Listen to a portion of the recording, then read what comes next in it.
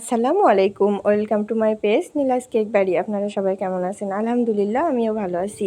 আজকে আপনাদের সাথে একটি কাস্টমাইজ কেক ডেকোরেশন শেয়ার করতে চলে আসলাম। এটা ভ্যানিলা স্পঞ্জ কেক। এই কেকটা অর্ডার দিয়েছিল একটা ভাইয়া। কেকটার অর্ডার শুনে তো ফার্স্টে আমার মাথা ঘুরছিল যে এটা কেমনে কি করব। আসলে এই ধরনের কেক এর আগে আমি করি নাই। তো তার মেসেজগুলো দেখে দেখে আমি তো ফার্স্টে কিছুই বুঝতে পারছিলাম না। তারপরও কেকটা ছিল হচ্ছে 1/2 পাউন্ডের। আমি বললাম, ভাইয়া 1/2 পাউন্ডের কেক, এই ডিজাইনটা করা সম্ভব না।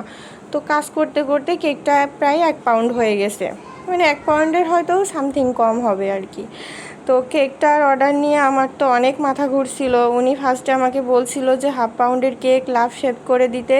তার নাকি কোন প্রিয় ব্যক্তির জন্য অর্ডার দিয়েছে, হচ্ছে যে এক সাইড ব্ল্যাক হবে, এক সাইড হোয়াইট হবে। তা আমি ফার্স্টে বলছি, ভাইয়া এইটুক কেকের উপরে আমার এইভাবে কাজ করা সম্ভব না। আপনি হচ্ছে অর্ডারটা আমি এইভাবে নিতে পারবো না। আমি কাজটা যদি করতেই হয় গোল শেপের মধ্যে করে মাঝখানে হয়তো আমি একটা লাভ আঁকাই দিতে পারি, এটা আমি বলছি। পরে ভাইয়া বলল, না আমার ওই ধরনের হলে বেশি ভালো হতো। যখন আমি বেশি প্রেশার দিল, তখন আমি ভাবলাম যে ঠিক আছে, দেখি না চেষ্টা করে পারবো কি না। না পারার মতো তো কিছু নাই।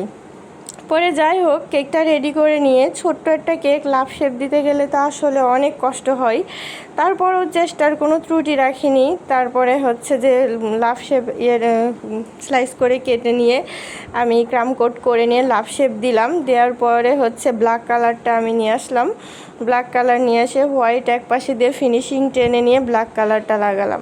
তো আমি আরেকটা কথা বলতে চাই, আসলে কেকের মধ্যে বিভিন্ন কালার, মানে ডিপ কালারটা আমার আসলে ব্যবহার করা পছন্দ না, কেননা ক্রিমের টেস্টটাই নষ্ট হয়ে যায়।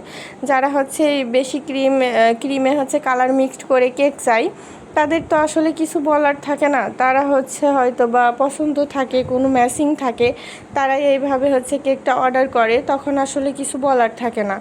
অনেকে হচ্ছে ক্রিমের এই কালার মিক্সড করার পরে অভিযোগ করে মুখে লেগে যাচ্ছে বা হচ্ছে টেস্ট ভিন্ন হয়ে গেছে।